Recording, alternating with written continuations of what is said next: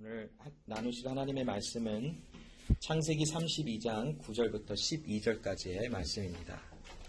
구약성경 창세기 32장 9절부터 12절까지의 말씀을 나누겠습니다. 하나님의 말씀을 제가 읽겠습니다. 야곱이 또 가로되 나의 조부 아브라함의 하나님, 나의 아버지 이삭의 하나님 야훼여, 주께서 전에 내게 맹세하시기를 너의 고향 너의 족속에게로 돌아가라. 내가 너에게 은혜를 베풀리라 하셨나이다.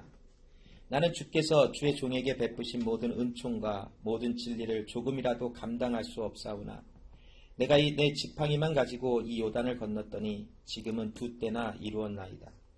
내가 주께 간구하오니 내 형의 손에서 에서의 손에서 나를 건져내시옵소서. 내가 그를 두려워하오면 그가 와서 나와 내 처자들을 칠까 겁냄이니이다. 주께서 말씀하시기를 내가 정녕 너에게 은혜를 베풀어 너의 씨로 바다에 셀 수 없는 모래와 같이 많게 하리라 하셨나이다. 아멘. 자, 오늘 말씀을 우리가 함께 나누면서 야곱은 밧담 아람이라 하는 그 하란 땅에서 다시 가나안 땅으로 돌아가면서 그 돌아가는 길에 형 에서를 두려워함으로 하나님 앞에 기도하는 그 기도문이 오늘 본문에 기록된 것을 말씀을 나눕니다. 근데 오늘 이 말씀을 나눠보면서 그러면 왜 야곱은 가나안 땅으로 가려고 했을까라는 것을 한번 먼저 생각해 봤으면 좋겠어요. 무서우면 안 가면 됐잖아요. 형 에서가 무서워서 너무 무서워서 난 못 가겠다 하면 다른 데로 갔으면 됐는데 왜 굳이 가나안 땅으로 그 형 에서가 그 길목에서 지키고 있는 그 길을 지나 가나안 땅으로 가려고 했었을까?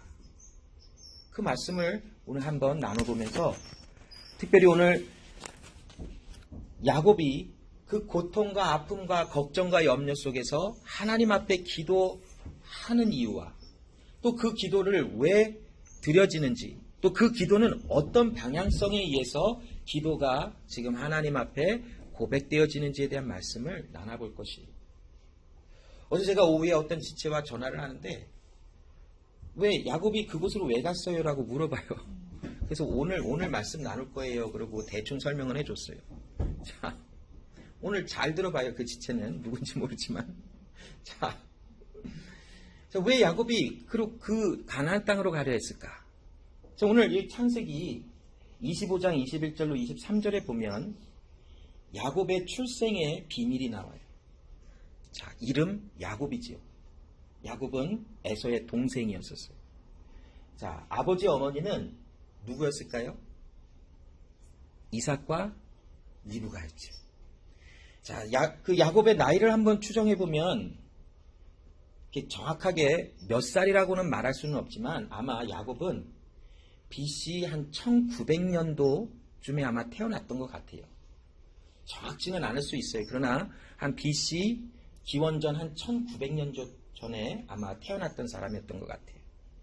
자, 야곱의 출생의 비밀을 한번 살펴볼까요? 창세기 25장 21절로 23절에 보면 이삭이 그 아내가 잉태하지 못함으로 그를 위하여 야훼께 간구하매 야훼께서 그 간구를 들으셨으므로 그 아내 리브가가 잉태하였더니 아이들이 그의 태 속에서 서로 싸우는지라 그 가로되 이 같으면 내가 어찌할꼬 하고 가서 야훼께 묻자온데 야훼께서 그에게 이르시되 두 국민이 너의 태중에 있구나. 두 국민이 내 복중에서부터 나누이리라. 이 족속이 저 족속보다 강하겠고 큰 자는 어린 자를 섬기리라 하셨더라 라고 말씀해요.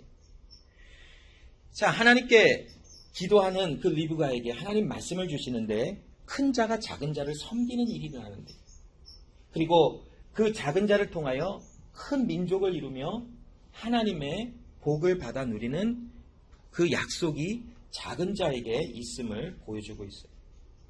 로마서 9장 13절에도 보면 야곱과 에서에 대한 말씀이 나오고 있는데 기록한 바 내가 야곱은 사랑하고 에서는 미워하였다 함과 같으니라 라고 말씀을 해요. 자, 이 창세기와 로마서 9장 13절의 말씀으로 보건대 하나님께서 야곱을 택하시고 야곱을 통하여 어떠한 일을 행하시기로 결정하신 일이 성경에는 기록이 되고 있어요. 그 일을 살펴보니까 하나님께서 어린 자를 더 높이시리라 라고 말씀하고 있어요. 왜요? 우리는 모르죠. 하나님이 그렇게 토기장이가 자기가 그릇을 만들 권한이 없느냐라고 사도 바울이 말하는 것을 우리가 본다면 우리는 왜 하나님이 야곱을 택하시고 에서를 미워하셨는지에 대한 정확한 이유는 알 수는 없어요. 그러나 말씀을 통해서 하나님께서 야곱을 택하셔서 무엇인가를 이루시고자 원하시는 하나님의 계획과 언약이 있음을 우리에게 암시하여 알게 해주고 있으죠. 자, 그런데 이 당시에 한 가지 하나님의 말씀에도 드러나며 또 이 고대 근동 지방에 있었던 한 가지 그 풍습이나 문화와 또 생활의 습관들을 보면 어떤 모습이 있냐면 장자가 다른 자녀들보다는 2배의 복을 받는 그 일이 당연시 일어났어요. 그래서 신명기 21장 15절로 17절 말씀에도 만약 두 아내가 있다 한다면 가장 첫 번째 있는 아내가 아마 미워하는 아내였던 것 같아요. 그리고 두 번째 아내는 조금 더 이 남편이 사랑하는 아내였는데 이 미워하는 그 아내에게서 가장 첫 번째 장자가 태어났어요. 그리고 자기가 사랑하는 그 부인에게서도 아들이 태어났어요. 나중에 이제는 복을 줄 때에 내가 사랑하는 부인에게서 태어난 아들이 더 많은 것을 상속받고 기업으로 받게 하는 것을 하지 말라. 왜냐하면 그 가문에 아무리 미워하는 부인에게서 태어났다 할지라도 먼저 태어난 자가 장자의 명분을 받는 것이 합당하다라고 하나님의 말씀에도 기록이 되어 있습니다. 그래서 여기 보면 장자는 그에게 2몫을 줄 것이니 그가 자기의 기력의 시작이라 장자의 권리가 그에게 있음이니라 라고 말씀을 해요. 그래서 장자의 명분은 굉장히 중요하고 또한 소중했음을 우리는 볼 수 있어요. 그런데 하나님께서 왜 야곱과 에서에게서 장자의 명분을 자리를 바꾸셨을까라는 것이 제가 아무리 곰곰이 생각을 해보고 또 찾아보아도 저는 답이 모름으로 나왔어요. 모르겠어요. 왜 하나님께서 여러 가지 어떤 분들이 이렇게 하나님께서 구원을 이루시기 위해서 작은 자를 들어 쓰셔서 우리같이 연약한 자를 복을 주시기 위해서 이렇게 하나님이 펄펌을 하셨다라고 막 이렇게 해석을 해두신 분들도 있어요. 그러나 저는 아직 모르겠어요. 이게 왜 하나님께서 왜 에서와 야곱의 자리를 바꾸셔서 두 번째 태어난 야곱에게 장자의 명분이 가게 하시는지 그 이유는 알 수 없어요. 자, 그런데 여기에서 하나님의 의중은 이랬어요. 하나님의 뜻은 야곱을 택하여 야곱을 통하여 하나님의 일을 행하시겠다라고 말씀을 하셨어요. 그러나 현실의 삶을 살아가는 사람들에게는 가장 먼저 태어난 자가 장자의 몫을 받는 것이 당연시 여겨졌던 시대적인 배경을 살아가요. 오늘에야 오늘날도 장자가 더 2배를 받아야 되는 법이 있나요? 저에게 굉장히 생소해요. 모르겠어요. 장자가 항상 먼저 더 많은 것을 받아야 된다? 요즘에는 조금 덜한 것일 수도 있어요. 그러나 이 당시에는 장자는 항상 많은 것을 받아야 되는 것이 당연하게 여겨졌어요. 자, 이 문화와 하나님의 뜻이 충돌한다라고 하는 표현이 맞는지는 잘 모르겠지만 항상 갈등이 되어져 왔을 것이에요. 그 흔적이 야곱의 생각의 그 구조 안에 그대로 고스란히 남아있는 것을 우리가 볼 수 있어요. 자, 무슨 말이냐면 야곱은 항상 형에게 장자의 명분을 계속 어떻게 갖고 오려고 했어요. 이미 하나님은 야곱에게 하나님의 복을 내리시겠다라고 약속을 하시고 그를 정하셨어요. 그러함에도 야곱은 시간만 나면 아마 형 에서에게 있었던 장자의 명분을 어떻게 해서든지 가지고 와서 이것을 확인해 봐야 되겠다라고 하는 어떠한 그런 의도가 있었을 것 같아요. 그래서 창세기 25장 29절로 34절에 보면 어느 날은 형 에서가 밖으로 나가 사냥을 하고 배가 너무 고파서 여기 있는 몇몇의 분들처럼 배고프면 정말 죽을 것 같다라고 했던 그런 고백처럼 형 에서가 배가 고파서 난 정말 거의 죽을 것 같아 하고 집을 열고 들어왔어요. 그런데 마침 정말 머리가 잘 돌아갔던 야곱이 형 에서가 오는 줄 어떻게 알았는지 죽을 쓰고 있었어요. 물론 여기 팥죽이라 하는데 이 팥죽에 우리가 알고 있는 한국 사람들이 먹는 팥죽의 그런 의미는 아닐 거예요. 어떤 죽과 같은 어떤 그 콩을 끓여서 만든 어떤 그런 음식일 것이다라고 하고 있는데, 자, 아무튼 형 에서가 그거를 보고는 절대로 그냥 넘어가지 못할 정도로 아마 맛있게 만들고 있었겠죠. 야곱은 그럴만해요. 왜냐면 항상 어머니와 함께 집에서 음식을 준비를 했던 사람인 것 같아요. 자, 그래서 형 에서가 와서, 자, 그 음식을 나에게도 좀 달라. 자, 야곱에게는 엄청난 기회가 주어졌죠. 아, 그래? 너 이거 먹고 싶어? 그러면 너에게 있는 장자의 명분을 나한테 팔아. 자, 그러자 형 에서는 그 장자의 명분이고 뭐고 지금 내가 배가 고파서 당장 죽으면 그게 나랑 무슨 상관이야 하고 빨리 밥을 달라 해서 그거 너 가져. 그리고 야곱이 만들어 놓은 음식을 먹은 거예요. 자, 그리고는 자, 맹세하라. 형의 장자의 명분을 이제는 나에게 준 것을 맹세하라 하고 이제 야곱은 마음에 어떠한 그 안도와 또 기쁨이 아마 흘러 넘쳤을 거예요. 자, 그런데 여러분, 지금 야곱은 형 에서의 장자의 명분을 음식과 바꾼다고 해서 장자의 명분이 야곱에게 갈 수 있었을까요? 하나님이 아니셨다면 이 일은 절대로 일어날 수가 없어요. 제가 좀 자료를 찾아보니까 동생이 형에게 지금 이런 태도를 보인다는 것은 어떤 분의 표현에 의하면 배응망득한 저기 모습이다라고 표현까지 하신 분들이 있더라고요.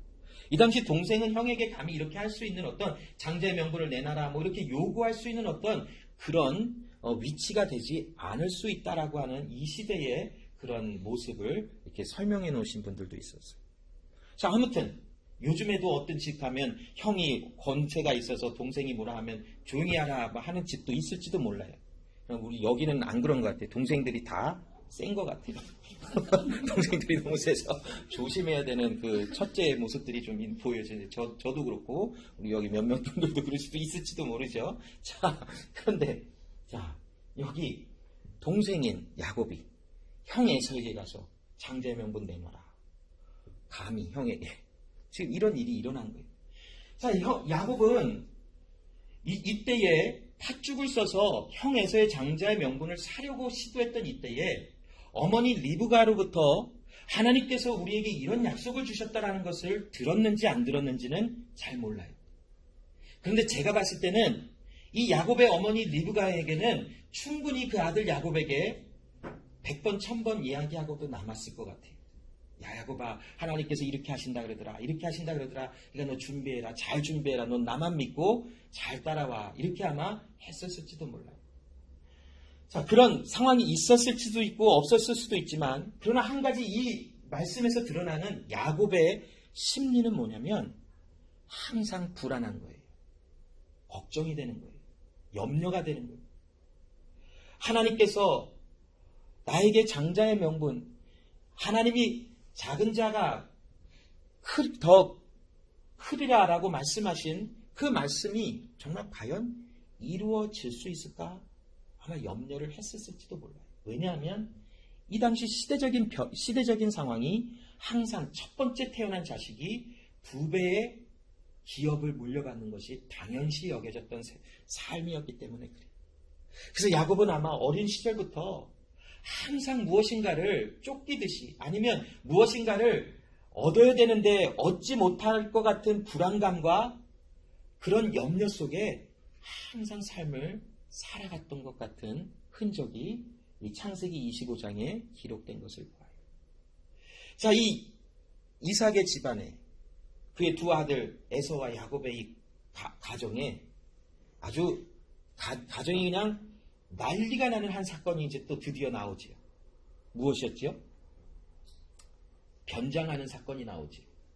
자, 이제 어느 날 아버지 이삭이 눈이 이제 점점 안 보이기 시작했어요. 근데 이 아버지가 분명히 이삭도 리브가를 통해서 하나님이 주셨던 말씀을 들었을 거예요. 큰 자가 작은 자를 섬기리라.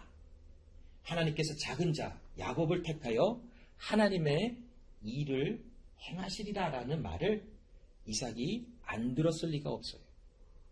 자, 그러함에도 이삭은 어떤 이유에서인지 끊임없이 에서에게 하나님의 복을 기도해 주기를 원했어요.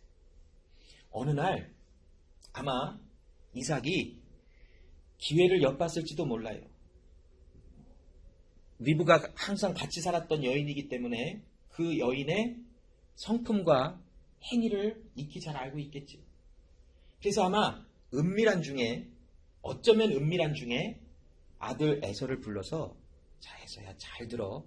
내가 이제 기력이 쇠하고 눈도 안 보이고 이제 내가 갈 날이 얼마 남지 않은 것 같아. 그래서 내가 죽기 전에 너에게 하나님의 모든 복을 다 기도해주고 나는 떠날 거야. 그러니 왜 조건을 붙였는지는 잘 몰라요. 그냥 그 자리에서 기도해줬으면 됐을 텐데 너 나가서 빨리 사냥해서 내가 좋아하는 음식을 만들어 갖고 와. 그럼 내가 그걸 먹고 너를 위해서 축복 기도를 해줄게. 에서는 얼마나 신이 났겠어요. 자, 이제 드디어 이제 그 날이 오늘이구나 하고 이제 아마 나가서 신나게 사냥을 했어요. 근데 어떤 일이 일어나죠? 이삭의 부인인 리브가가 귀가 이만해져서 그걸 들은 거예요. 그리고 손살같이 가서 야곱에게 속히 와라. 지금 너희 아버지가 이만저만해서 이렇게 하시려고 하니까 너는 내 말을 잘 들어. 너 지금 가서 그 염소의 좋은 새끼를 내게 가져오면 내가 그것으로 너희 아버지 이삭이 좋아하는 음식을 맛있게 만들어줄 테니 너는 그것을 가지고 아버지에게 가서 너가 에서인 척하며 들어가라. 그러니 목소리도 좀 굵게 하고 형 에서가 입던 옷도 아마 가져다 입고 형 에서의 그 냄새가 나는 것을 아마 몸에 발랐을 것이고 아버지가 아무리 이렇게 살펴보고 눈이 보이지 않는 아버지지만 만져보고 또 목소리도 들어보고 냄새도 맡아보면 형 에서인 것처럼 너는 연극을 하고 그렇게 위장을 해서 들어가서 아버지의 기도를 반드시 받고 와라라고 보냈어요. 어머니 리브가도 그렇고 이 동생 둘째 아들로 태어난 야곱의 마음도 그렇고 그 장자의 명분을 얻기 위하여 얼마나 많은 노력을 하고 얼마나 많은 걱정과 염려와 근심 속에 살아갔는지 이러한 일들이 실질적으로 삶 속에서 계속 증거로 나오고 있음을 볼 수가 있는 장면들이에요. 이처럼 야곱은 그의 성품이 어떠한지는 다 알지 모르겠지만 이 몇 구절의 말씀들을 통해서 우리가 좀 살펴보면 야곱은 염려가 굉장히 많았음을 우리는 좀 엿볼 수 있지. 자, 이 일로 어떻게 됩니까? 형 에서가 돌아와서 아버지가 동생 야곱에게 모든 축복의 기도를 다 해준 줄 알고 이제 형이 화가 나서 야곱을 죽이려고 하는 일이 나타나죠. 그래도 형 에서도 좀 너무하지. 동생을 어떻게 죽이려고 그럴까요? 아무튼 이 일로 이제 아버지 이삭과 어머니 리브가는 그 둘째 아들 야곱을 이 리브가의 그 남자 형제가 있는 그 바담 아람이라고 하는 하란 땅으로 피신을 시켰어요. 자, 그래서 이 야곱은 이 부엘세바라고 하는 이 부모님과 함께 살았던 이곳에서 잘 보이나요? 안 보이죠? 저도 잘 안 보이는데. 자, 지역 위치만 좀 알게 해줄게요. 여기 부엘세바라고 하는 이곳에서 이 바담 아람이라고 하는 이 하란 땅으로 피신을 가게 됐어요. 안 그러면 정말 형 에서가 야곱을 죽이려고 했었을 것이. 그래서 이 야곱은 겁이 나서 이제 이 부엘세바에서 바담 아람까지 하란 땅까지 도망을 간 거예요. 자, 그 가는 길에 루스라고 하는 이 정도 되는 지역에서 이제 밤이 돼서 돌베개를 베고 잠을 잤어요. 자, 그때에 하늘에서 하늘문이 열리고 사다리가 내려와서 하나님의 사자들이 오르락 내리락 하는 것을 야곱이 꿈에 본 거예요. 자, 그리고 하나님께서 야곱의 꿈에 무엇을 말씀을 하시냐면 창세기 28장 15절에 내가 너와 함께 있어 너가 어디로 가든지 너를 지키며 너를 이끌어 이 땅으로 돌아오게 할지라. 내가 너에게 허락한 것을 다 이루기까지 너를 떠나지 아니하리라 하신지라 하고 하나님께서 야곱에게 약속을 주셨어요. 자, 여기서 잠깐 보면 야곱은 형 에서를 협박을 했죠. 거의 음식을 가지고. 그거 장자의 명분 안 주면 나는 너에게 이 죽 안 줄 거야. 그렇게 해서 장자의 명분을 취득한 모습으로 나오지. 또 아버지 이삭을 속여서 또 형 에서의 뒤통수를 치고 어머니와 짜고 부당한 방법으로 모든 복의 기도를 받아버리고 말지. 하나님의 방법과는 전혀 다른 모습으로 지금 하나님의 약속과 하나님의 계획을 쟁취해 나가려고 하는 야곱의 모습을 볼 수가 있어요. 그러한데도 하나님은 야곱에게 창세기 28장 15절에 나는 너를 약속대로 복을 주리라. 너가 어디로 가든 너가 가는 곳을 내가 너를 지키게 하고 다시 이 가나안 땅으로 돌아와 나의 기업을 이어갈 자로 너를 만들리라 라고 했어요. 왜 그럴까요? 하나님은 왜 정말 누가 봐도 야곱은 어쩌면 에서보다 더 못된 사람처럼 보여져요. 태어날 때부터 형이 나가니까 발 뒤꿈치를 잡고 나도 데리고 가 하고 태어났지요. 태어나서 아마 깐죽거림에 아마 그 극치를 달리는 동생이었을 것 같아요. 아마 어머니의 백을 믿고 그냥 형에게 그냥 깐죽깐죽대면서 형의 약을 엄청 올렸을지도 몰라요. 뭐 성경에 기록되지 않았지만 제가 야곱을 한번 생각해 보면 아주 그냥 한 대 때려주고 싶을 정도의 동생이었을 모습일 것 같아요. 자, 그런 사람. 모든 것을 속이고 어찌됐건 자기가 이루고자 하는 일을 수단 방법 가리지 않고 이루려고 하는 정말 상대하기 조금 멀리 하고 싶은 그런 캐릭터를 갖고 있는 야곱이에요. 하나님께서 하신다 하신 그 일도 자기가 해보려고 수도 없는 많은 일들을 통해서 그 일을 쟁취해 나가려고 하는 그런 모습을 보이는 그 사람에게 하나님은 왜 약속을 계속 지켜주시고 오히려 에서를 책망하여 에서는 장자의 명분을 경홀히 여겼더라라고 하시는 말씀을 하시고 야곱에 대해서는 너가 이거 잘못했다고 왜 말씀을 안 하실까? 굉장히 궁금할 수밖에 없어요. 자, 여기서 우리가 한 가지 하나님의 언약에 대해서 한번 살펴볼 거예요. 자, 하나님께서 아브라함에게 주셨던 약속이 있었어요.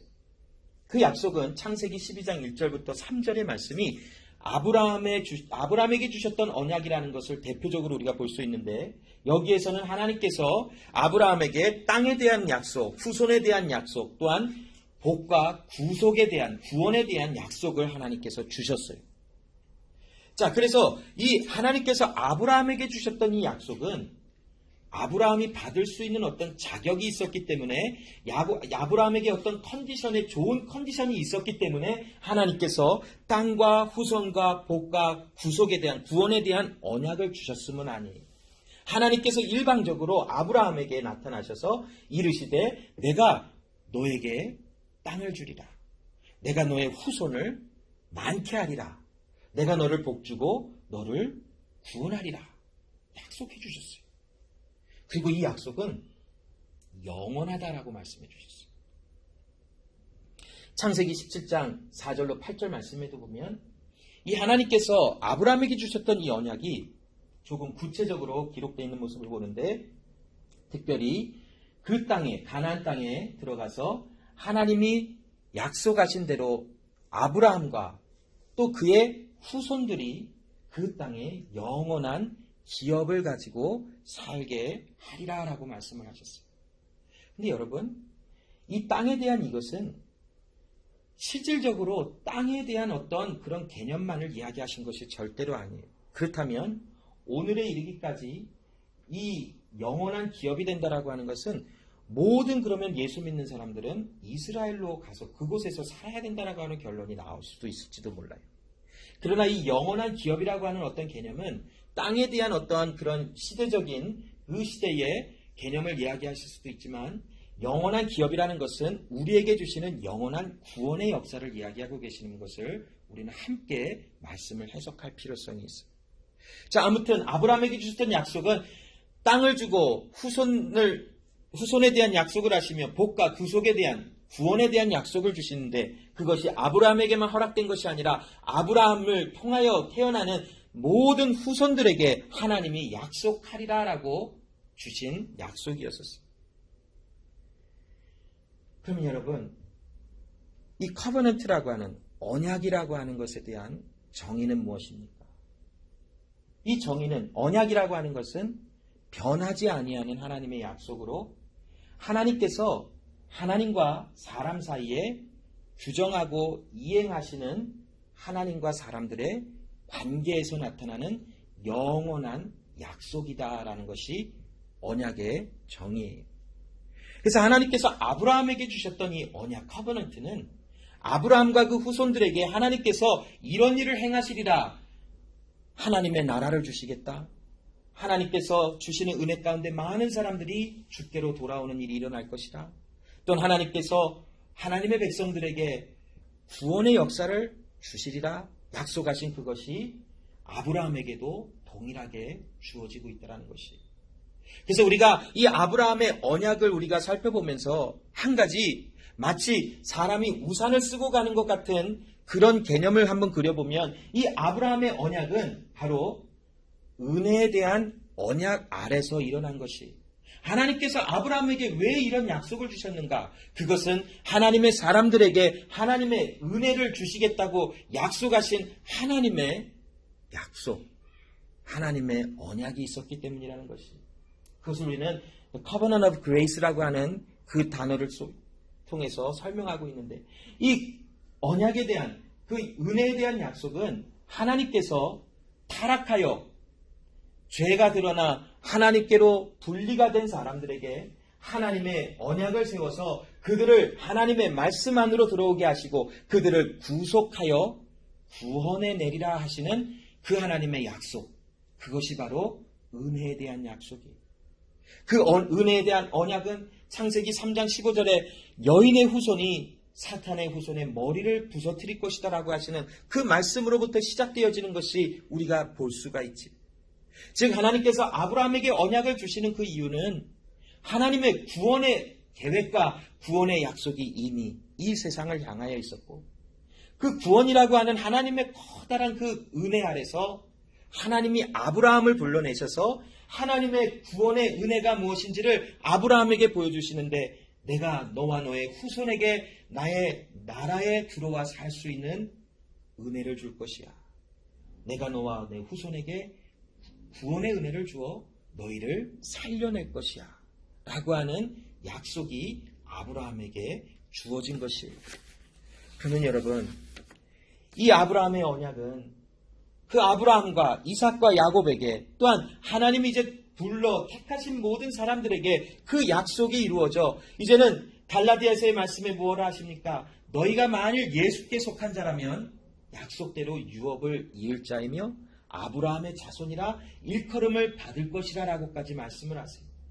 그래서 이 말씀을 통해서 하나님은 아브라함과 유대인들만을 구원하시는 것이 아니라 하나님의 부름을 받은 자들, 그리스도 예수 안에서 발견될 수많은 이방인들에게까지도 하나님의 이 은혜의 언약이 주어져서 그들을 구속하시며 구원하시겠다라고 하는 약속은 오늘에게까지, 오늘에 이르기까지 우리에게도 적용되어지는 하나님의 말씀이라는 것이.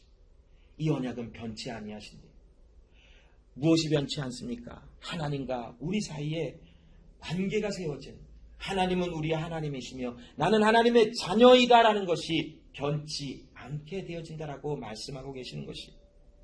자, 이 언약은 우리에게 임하기까지, 또한 아브라함을 통하여 이삭을 통하여 야곱에게 이르기까지 이 은혜에 대한 언약은 적용이 되어지는 것을 보죠.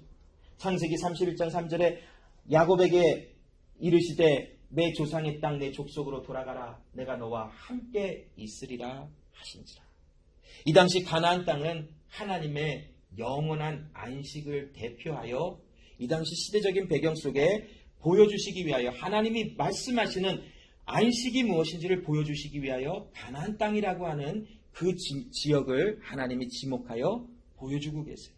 그래서 그 땅에 거하는 것 자체가 하나님이 말씀하시는 안식을 의미하는 그런 그 지형적인 메시지를 우리는 볼 수 있죠. 자, 하나님께서 야곱에게 너가 바담 아람 하란 땅으로 갔다 할지라도 다시 이 가나안 땅으로 돌아와 나의 영원한 안식 가운데 너는 있으리라 하는 구속에 대한, 은혜에 대한 약속이 야곱에게는 끊이지 아니하고 변하지 않고 적용이 된다라는 것이. 자, 그래서 야곱이 형 에서가 무서운데도 그 바담 아람에서 많은 부를 축적을 하고 많은 것을 이루었다 하지만 다시 가나안 땅으로 돌아올 수밖에 없었던 그 이유는 하나님의 약속이 그러하기 때문이라는 것이. 여러분, 이 하나님의 약속은 사람이 어떠하든지에 의해서 결정되고 또한 마무리되어지는 것이 아니에요. 하나님의 언약 가운데 하나님께서는 사람들을 만드시고 배우게 하시고 가르치시고 또한 온전케 하사 그 약속이 그 하나님의 불러내신 사람들 안에서 이루어짐이 선포되도록 하시는 하나님이시라는 것이.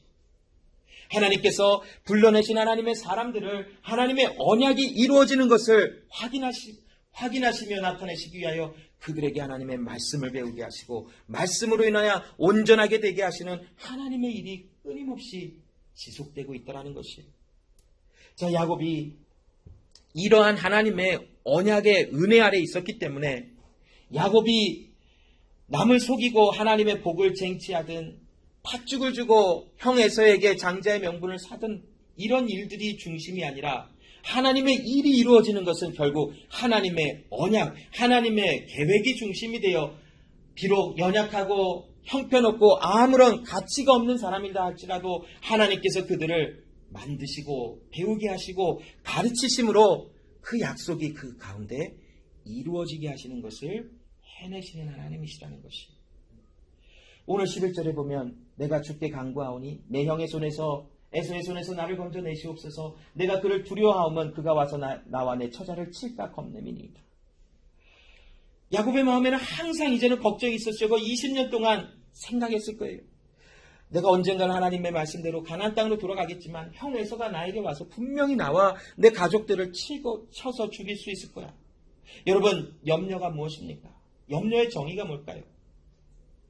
염려의 정의는 우리가 열심히 해서 할 수 없는 것을, 열심히 해도 할 수 없는 것을 해보려고 할 때 가질 수밖에 없는 감정과 생각이 염려래요. 노력해서 할 수 없는 것을 하려 할 때 염려가 생겨난다. 자, 그리스도 예수 안에서 하나님이 행하실 일, 이 야곱을 바담 아람 그 하란 땅에서 가나안 땅으로 인도하시는 것은 하나님이시지 야곱이 어떤 준비가 되었기 때문에 일이 일어나는 것은 절대로 아니에요. 그런데 야곱은 지금 틈만 나면 그 일을 자기가 이루어 보려고 하는 어떤 그런 마음들이 아직도 있기는 있어요. 그러나 참 긍정적인 한 가지 부분은 그 가운데서 야곱은 기도하는 것을 배웠다라는 것이. 나는 하나님 앞에 그러함으로 기도해야 되는 것이구나. 하나님 앞에 내가 할 수 없기 때문에 기도해야 되는 것이구나 라는 것을 배웠다라는 것이. 그래서 오늘 여기 11절에 보면 하나님, 나는 지금 굉장히 무섭고 염려가 됩니다. 형 에서가 와서 나와 내 처자들을 죽일까? 나는 염려가 됩니다. 그러면서 하나님 앞에 기도하고 있다라는 것이. 빌립보서 4장 6절로 7절에 아무것도 염려하지 말고 오직 모든 일에 기도와 간구로 너희 구할 것을 하나님께 감사함으로 하나님께 아뢰라. 그리하면 모든 지각에 뛰어나신 하나님의 평강이 그리스도 예수 안에서 너의 마음과 생각을 지키시리라 라고 말씀을 해요.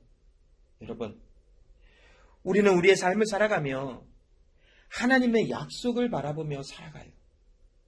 우리의 삶은 6일 동안은 하나님과 상관없는 그냥 내가 이루는 삶이고 주일이라고 하는 이 일요일 하루는 하나님께 맡겨드리는 삶, 그것은 아니지요. 우리의 모든 삶은 24시간 7일이 그냥 하나님께 디펜드온 된 삶이에요. 우리가 일을 하는 상황 속에서도, 집에서 그냥 가만히 아무것도 안 하고 있는 상황 속에서도, 누군가를 만나고 있는 상황 속에서도, 심지어는 잠을 자는 상황 속에서도 우리의 모든 삶은 하나님의 구원의 계획 안에서 다 이루어져 진행되어져 가고 있는 삶이 바로 우리의 삶이라는 것이. 하나님께서는 우리에게 아무것도 염려하지 말고, 왜 염려하지 말까요? 결국 우리의 구원은 우리가 이룰 수가 없어요. 우리를 구원하시고 우리를 인도하시는 분은 하나님이시지 우리가 될 수 없다라는 것이.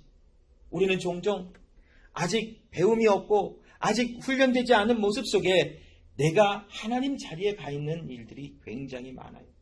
하나님, 내가 이렇게 기도하지만 내 마음속 중심에는 내가 이것을 했을 때 안 되면 어떻게 할까? 이럴 때는 어떻게 할까 하는 염려와 걱정이 굉장히 많이 자리 잡고 있는 것을 보아요.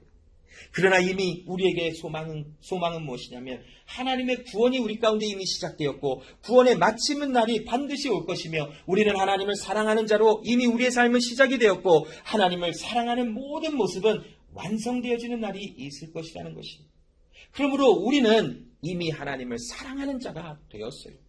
그러므로 하나님 앞에 항상 말씀을 순종하는 자로 부름을 받은 가운데 말씀을 순종하기를 배우며 즉 하나님께서 기도하라 하시면 그 하나님께서 이루실 구원의 역사와 약속을 바라보며 그 가운데서 할 수 없는 나의 연약함을 하나님께 아뢰며 하나님 나를 구원하소서, 약속대로 구원하소서, 하나님 약속대로 하나님의 일을 행하소서 하는 순종의 결과가 나올 수 있다는 것이에요.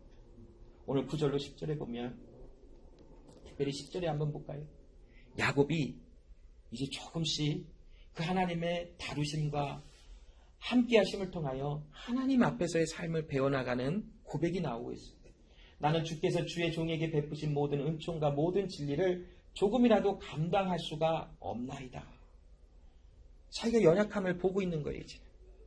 나는 이렇게 연약한 사람이지만 하나님께서 말씀하신 대로 나는 이루고 하나님께서 말씀하시고 인도하시는 대로 모든 일이 되어지는 것을 고백하고 있어요. 자, 이 고백을 하고 있는 야곱의 마음에는 아버지 이삭 또 그 할아버지 아브라함에게 하나님께서 명하셨던 고향 땅, 하나님의 영원한 안식을 말씀하고 있는 가나안 땅에서 은혜를 베풀리라 하시는 하나님의 약속을 기억해내고 있는 것이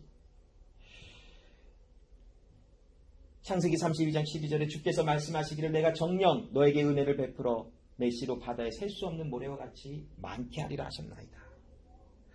하나님께서 약속하신 이 약속, 나의 할아버지 아브라함에게, 나의 아버지 이삭에게, 또 나에게 하신 말씀처럼 바다에 셀 수 없는 모래와 같이 너희를 풍성하게 하며 또한 왕성하게 하며 너희를 복을 주리라 하셨던 이 하나님의 말씀을, 이 언약을 나는 믿습니다. 그러므로 하나님의 인도하심 속에 나는 가나안 땅으로 가지만 그러나 두렵습니다. 두려운 것은 어떻게 해결을 할 수가 없습니다. 그러함으로 나는 두려움 가운데 하나님 앞에 기도하기를 배웠고 두려움 가운데 염려함 가운데 나는 하나님 앞에 호소하기를 배웠으니 나는 하나님께 이 시간 기도합니다 하고 기도하는 장면이 오늘 본문의 내용인 것이.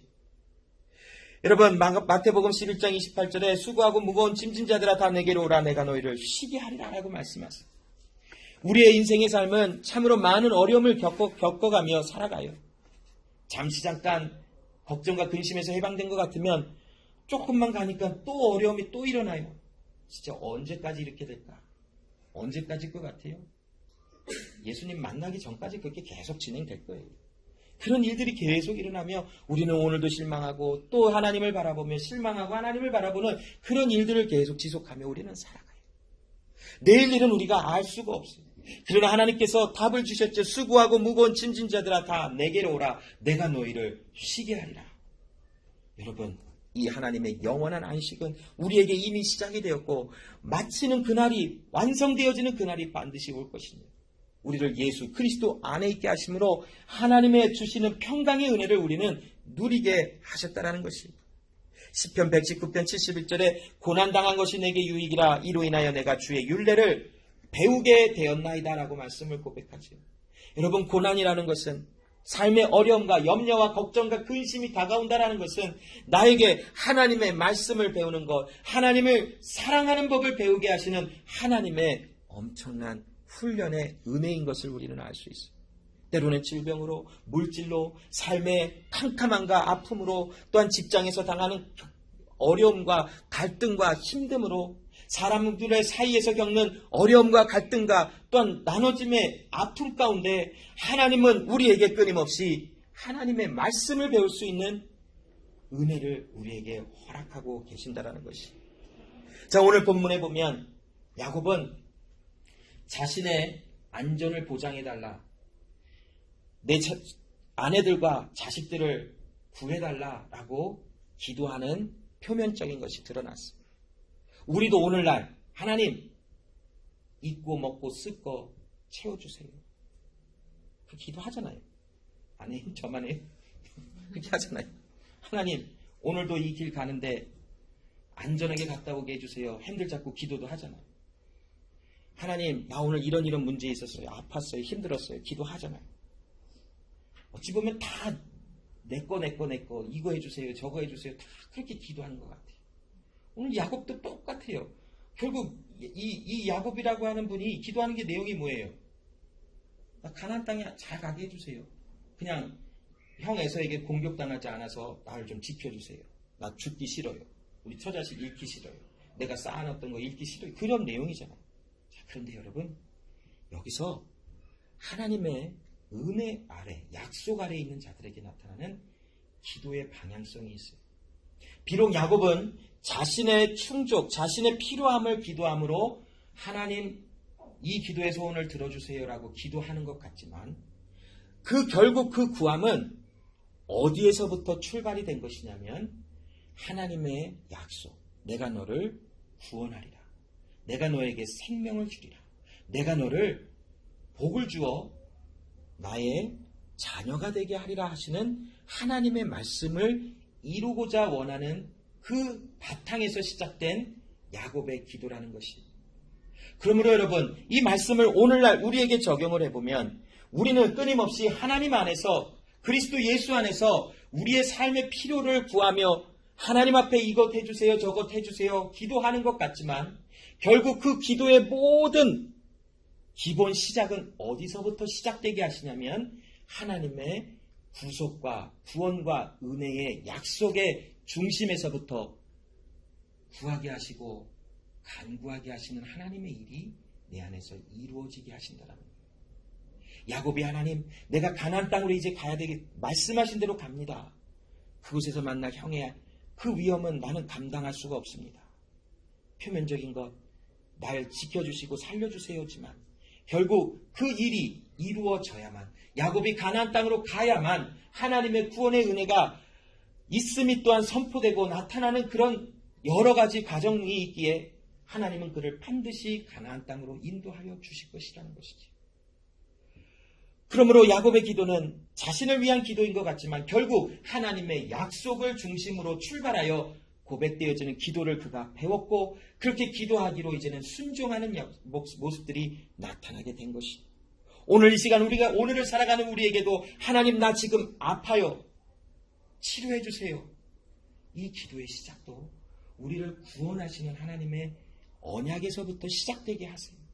그냥 나 혼자 하나님, 나 병 고쳐주세요. 거기서 끝난 것이 아니라 내가 병을 치료함을 받는 그 모든 이유는 우리는 다 알지 못하나 하나님이 우리의 삶을 통하여 이뤄내고자 하시는 결국 영원한 안식이 있는 하나님의 나라에 들어가기 위하여 들어가는 과정 속에 나타나는 수많은 일들 속에 결국 그 하나님의 영원한 안식을 바라보며 병의 치료함을 구하는 기도의 방향성이 나타난다는 것이에요.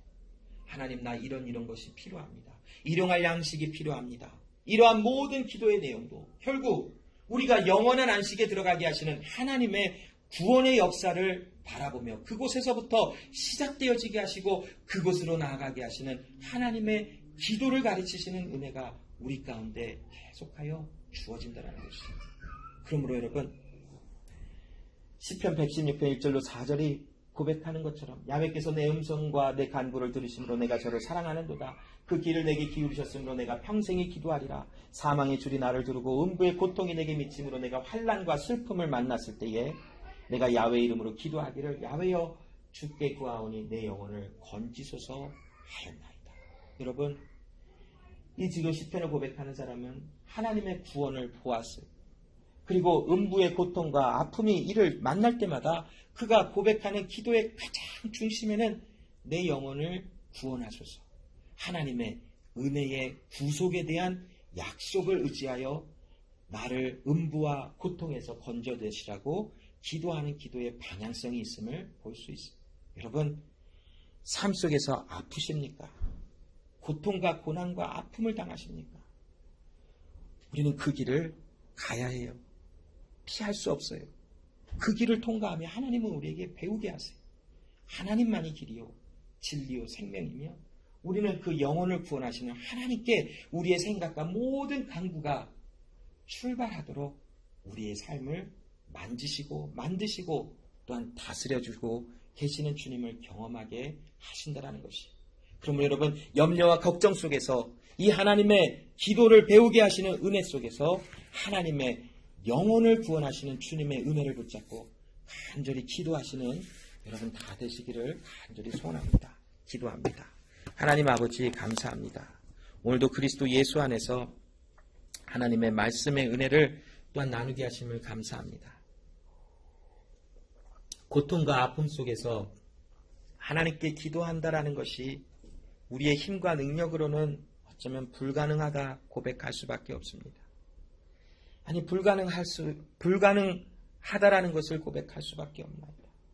그러나 하나님께서 고통과 아픔 속에서도 주를 의지하게 하시고 주를 바라보게 하실 때에 하나님의 영원한 약속이 무엇인지를 우리에게 생각나게 하시고 알게 하심으로 약속이 의지되는 삶 속에 하나님께 기도하기를 쉬지 않게 하심을 바라봅니다. 오늘을 살아가는 우리 하나님의 귀한 자녀들의 삶 속에서도 이 동일한 은혜가 나타나게 하사 모든 상황 속에서 우리의 영혼을 구원하시는 주님을 바라보며 우리에게 구원을 약속하신 언약 아래서 하나님께 모든 것을 아뢰며 모든 것을 구하는 은혜의 모습들이 넘치게 하여 주시옵소서. 우리의 생각과 마음을 주장하사 염려와 걱정과 근심은 이제 그리스도 예수 안에 은혜 아래서 아버지 하나님 다스려지게 하시고 오직 우리는 주님의 주시는 평강과 기쁨을 점점 더 누리며 살아갈 수 있는 은혜를 경험할 수 있도록 도와주시옵소서. 감사드리며 예수님의 이름으로 기도합니다. 아멘.